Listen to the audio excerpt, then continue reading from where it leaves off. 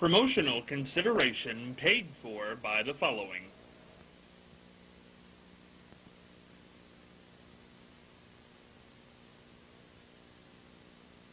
The Ohio Neck and Back Pain Relief Center, Scott M. Gray, D.C., across from the Marion Center between TSC and Kroger. For further information, dial 740-386-6580. Also located on the net at goodbackbadback.com.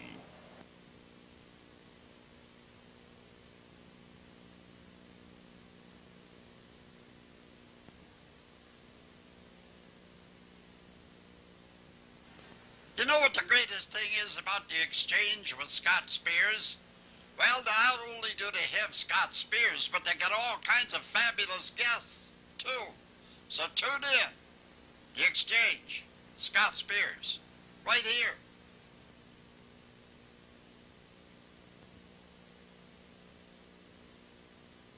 Hello there, Soup here. Say, if you want to be really entertained, just tune in to The Exchange, starring my good friend Scott Spears, here on this station.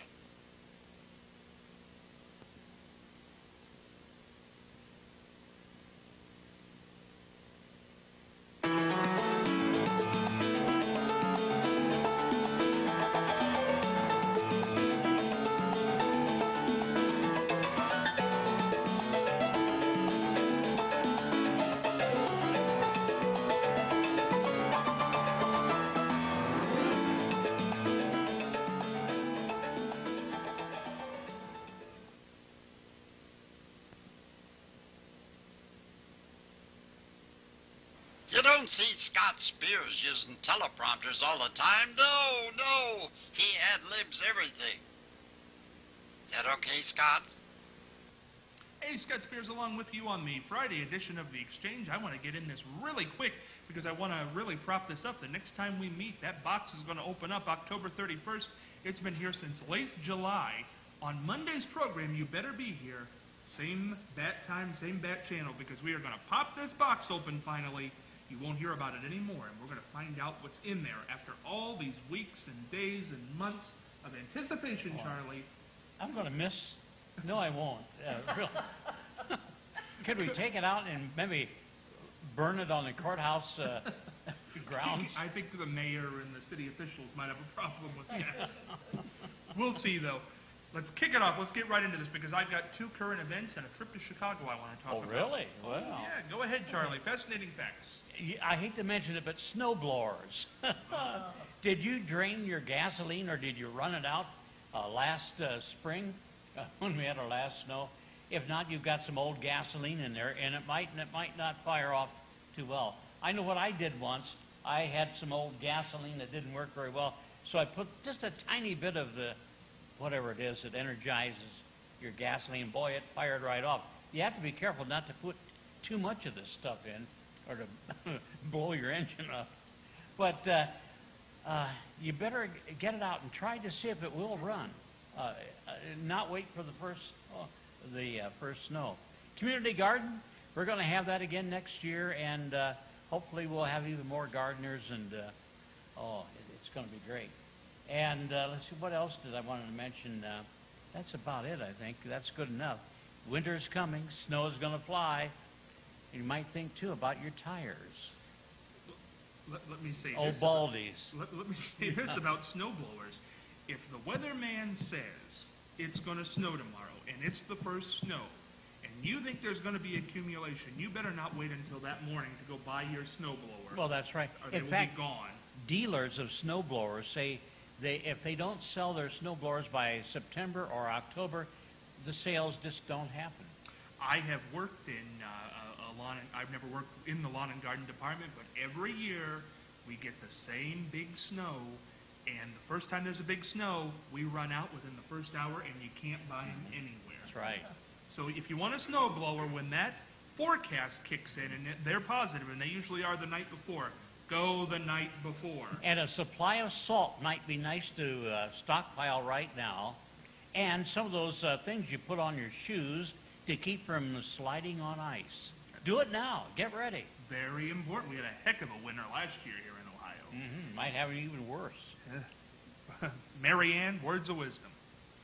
Well, the theme all this week has been "You Can Do It," and this last one is from Australia, and her name is Sarah Henderson, and she says, "All the strength you need to achieve anything is within you. You have it.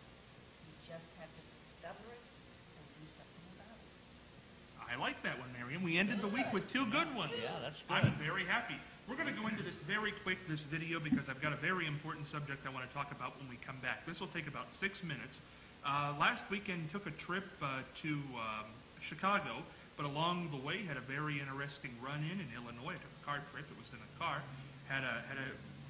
Found a very neat place in Valparaiso, Indiana. Also visited a place just outside of Chicago that I think you're going to like. I took a video log of it. Here we go. My trip to Illinois.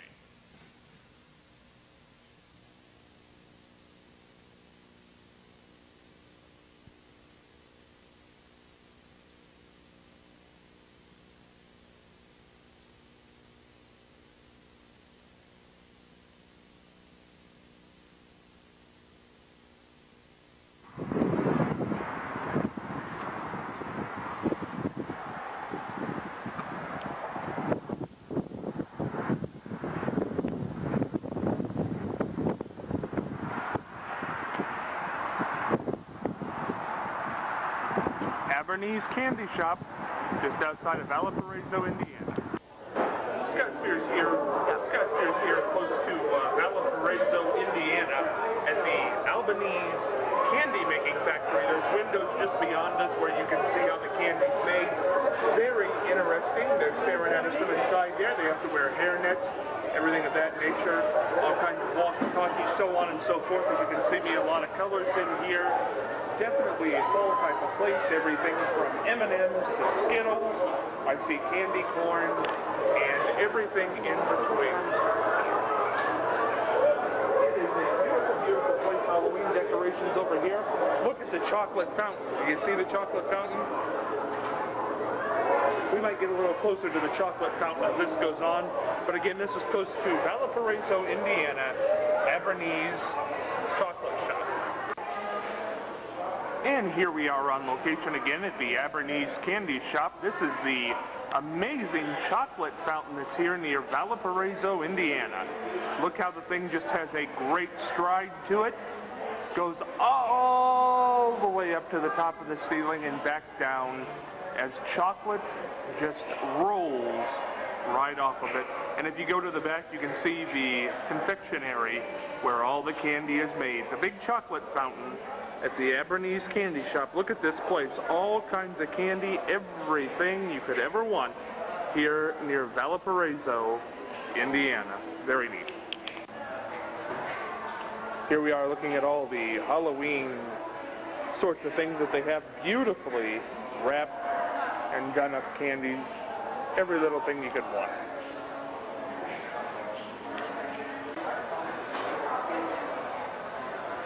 Again, here, just about every type of candy you could imagine. All shapes, all colors. Look at that. Known for their gummy bears here in Abernese, Indiana. What a place it is. And of course, you look across the way, and you once again can see my favorite attraction, the chocolate fountain. This is actually a shot into the cooker from the top of the chocolate fountain. Chocolate fountain comes to the ceiling, chocolate fountain comes down. Then you have this area down here, and then in here you have the chocolate.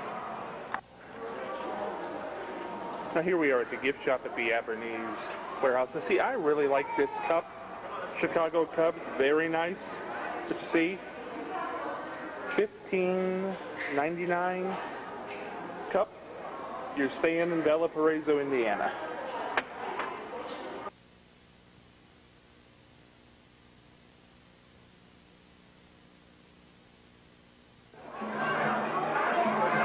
Scott Spears here in Mall and Chicago, Illinois, at the African Safari store here. We have the rainforest going on just beyond me. There's a beautiful restaurant, all kinds of interesting things to see here in a city outside of Chicago.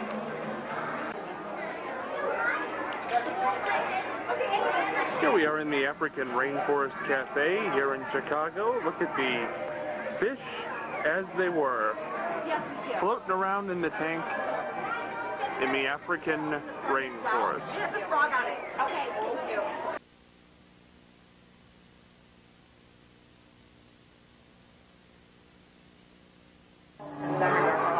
This is in the Legoland building. There's a Sears Tower. Look at, oh, no.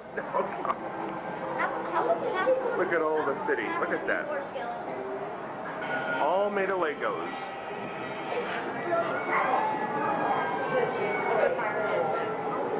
Oh, look at the Ferris wheel.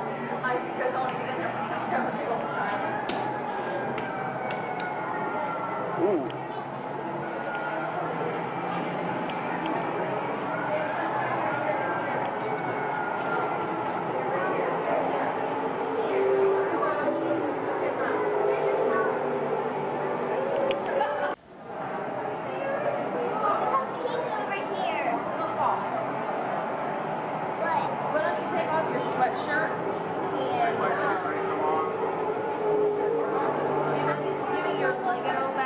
Look at that.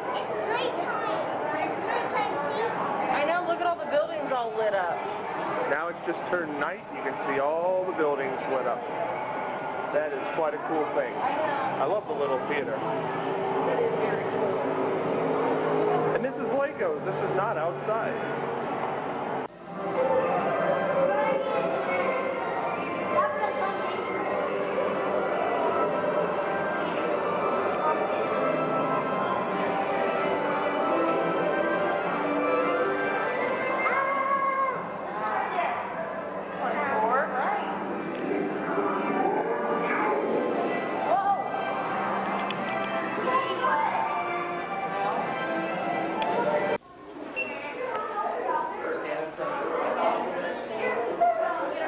Made of Legos. The most famous superhero of all time, the Cape Crusader Batman, all made of Legos in Legoland. And that was my fun little trip across the state of Indiana on into Chicago, just in a little town. Legoland's located in a little town called Schaumburg, Illinois, about 35 minutes outside of Chicago. That's also where the African Rainforest Restaurant was located. It was a lot of fun. Hope you enjoyed that. Did you go through Gary, Indiana? You know, I think I was near Gary, Indiana. I remember seeing the signs. Usually going through Gary or nearby, you can see the industrial smoke. It was the windiest weekend, and going to the Windy City. So there you go. And also made a trip to the Sears Tower. But I tried to find some things that I never saw on video. I'd never really been to that Lego City. That fascinated me when the room got dark and the lights came on in the Lego buildings. That was amazing to me. I tell you, I'm going to pick a bone today on the show because I got this just in the mail today. Now try to pull it as tight as you can. This is a political ad that came in the mail, and we all get these political ads. Families shouldn't have to move because of skyrocketing property taxes and a for sale sign in the yard. Now, by reading this, would anybody have any idea what this was for politically? What is this for or against? Well, I'll tell you. You open it up, and this is what it says. Vote yes on issue 2. It reduces the need to raise property taxes by getting spending under control. Local communities across Ohio are struggling with record budget deficits. Until now, struggling communities basically had two choices. 1, raise taxes, or 2, cut services and lay off government workers, including police and fire. Yes on issue 2 provides local governments with tools they need to get their spending under control and will help reduce the need to raise property taxes. How? By voting yes on issue 2, government employees will be asked to pay 10% toward their own retirement plan and at least 15% toward their health insurance coverage. Restoring fairness, respecting taxpayers, requiring accountability for reasonable reform, vote yes on issue 2. What organization is that? That's good. That's very interesting you asked that, Charlie. Paid for by the Alliance for America's Future, Kara Ahern, treasurer, located in Alexandria, Virginia. Oh, wonderful. Now, here's the points of this. If you don't know what issue 2 is, it has to do with collective bargaining for the unions. And it's just an Ohio thing.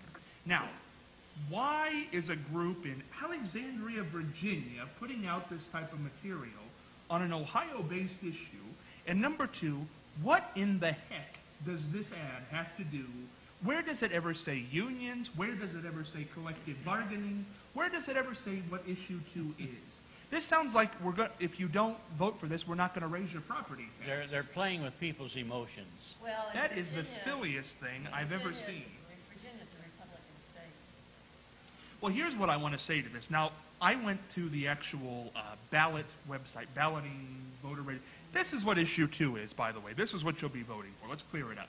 The Ohio Collective Bargaining Limit Repeal will appear on November 8th, the ballot, in the state of Ohio as a veto referendum. The measure would repeal legislation that limits collective bargaining for public employees in the state. The formal title of the proposal that this measure would repeal is Senate Bill 5. Most notably, SB 5 prevents unions from charging fair share dues to employees who opt out. The process to place the referendum on the ballot for voters to decide was completed by supporters as signatures were certified for the Ohio Secretary of State. The group behind the referendum effort is the Political Action Committee We Are Ohio. Now here, Senate Bill 5 will impact the state's 400,000 public workers, restricting their ability to strike and collectively bargain. When voters head to the polls, a yes vote would be a vote to keep the law, which means you can't collectively bargain and striking is illegal. If you vote no, that means you want to repeal this law and let's do something different. Now, that's what issue 2 is. What is that ad? Marianne, you're a former teacher, Yes. married to a teacher. Yes, principal, teacher and principal. I'm voting no. No would be for. Right. Yes. But the question is, Is no No. for the repeal. no is for the repeal. Right. No is to get collective bargaining back on the table. Now, here's what I want to know. Should this be legal, this right here? I mean, this is propaganda in its essence. This says... No law against it. Yeah, but there is nothing in that. I mean, if you read that, you consider this probably... Okay, for example, if you're voting for city council and you get vote such and such, you know who you're voting for. This does not say one thing about unions, not one thing about collective bargaining. It's presented more of a property tax issue. Right. It's not a property tax. Like I said, dealing with people's emotions. Oh, I don't want my taxes to go up. I don't want them to skyrocket. I don't know how high they're talking about. I can't do that. I mean, do you feel good about yourself if you're this group in Alexandria, Virginia, that, say you win, say more people vote yes, and that whole thing sticks? Do you feel good after putting out propaganda like that? It'd be interesting to know how much they were paid to come up with this. Well, I want to know who paid them. Yeah. But are That's we... right. It doesn't say, does it? Who paid this group No. to Well, put this together? You know what's interesting? It says back here, not authorized by Building a Better Ohio. That means at some point they went to the group Building a Better Ohio and said, can we do this? And they said, we don't want to be with you. But you know what? They didn't stop. No. And Building Better Ohio is not also saying, hey, this ad is false. This is baloney. So what was their purpose?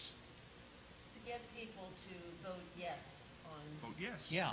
But, I mean, that group has nothing to do with Ohio or the whole Well, issue. see, if Building a Better Ohio did not endorse it, If I were a conspiracist after reading this, I would say that Building a Better Ohio probably has a hand in they this. probably hired them.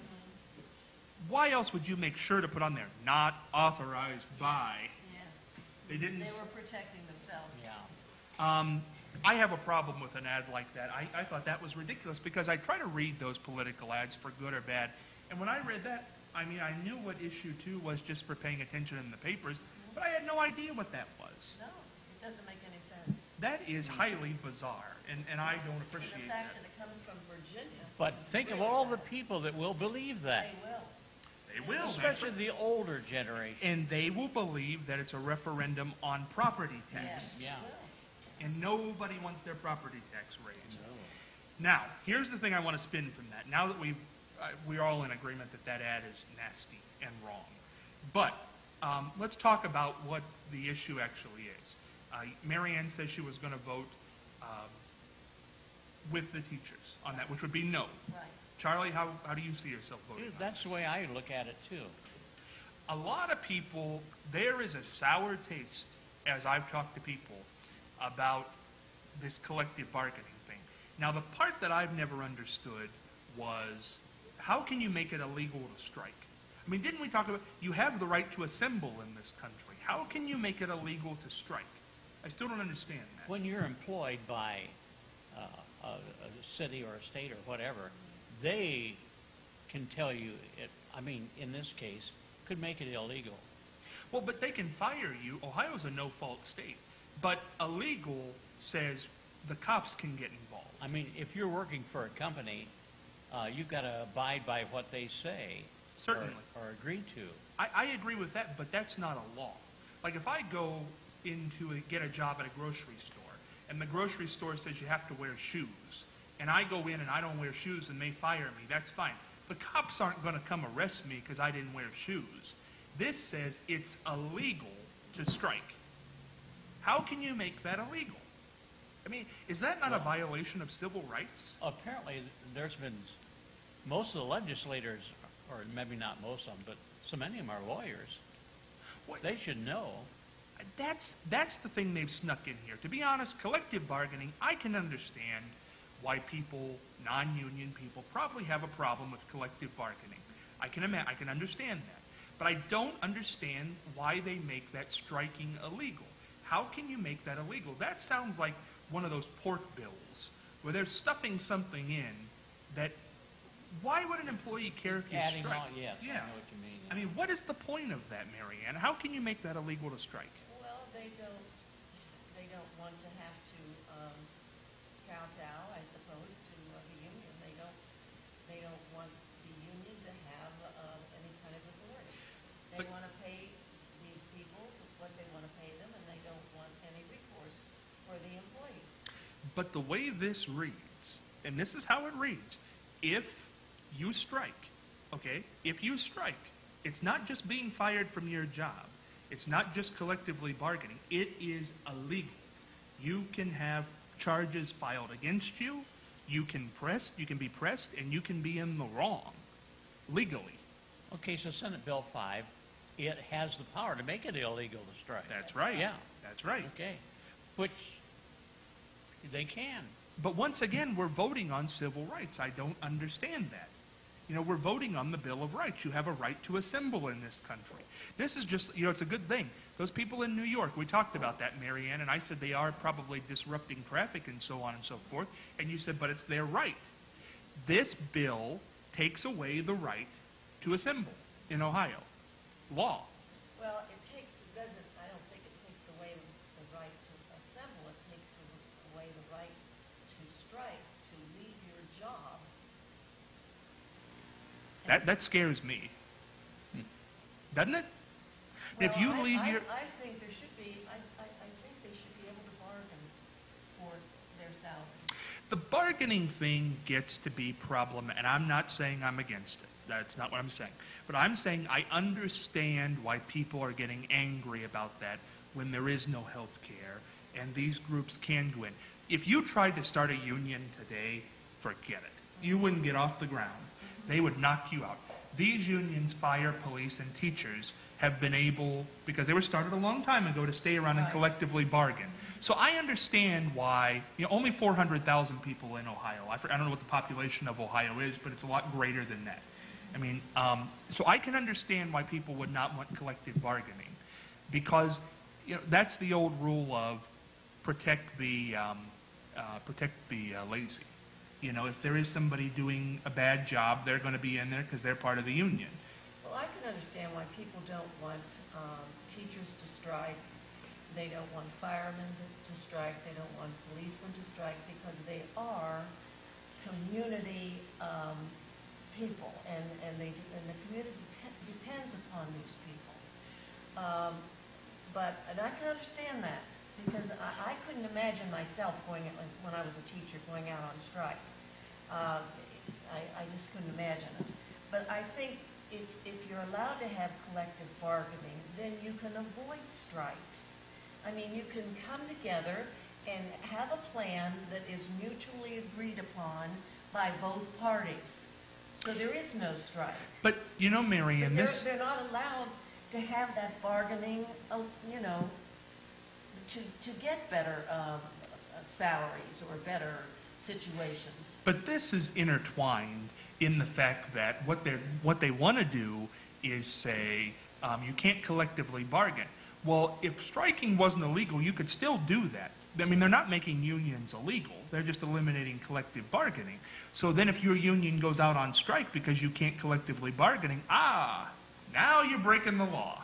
I don't think you've ever seen a police force or a fire department strike. No. That's right, and that's a good point. Yeah, but I think what they're getting at in some of the advertising is these jobs aren't going to be quite as attractive as they are now, perhaps, because you won't have bargaining rights and so forth, and you know, your benefits will be curtailed somewhat, and this will create a shortage of police and firemen. That's what they're getting at.